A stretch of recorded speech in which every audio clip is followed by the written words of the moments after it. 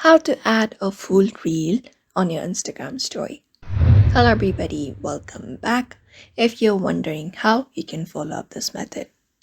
So for that, you can go ahead and open up your Instagram first.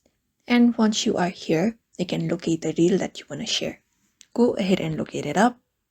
And then once you locate it up, you should be finding a paper plane icon in the reel. Go ahead and tap on it. This one. After tapping on it, this opens up. Now from the given menu, tap on Add to Story from your screen.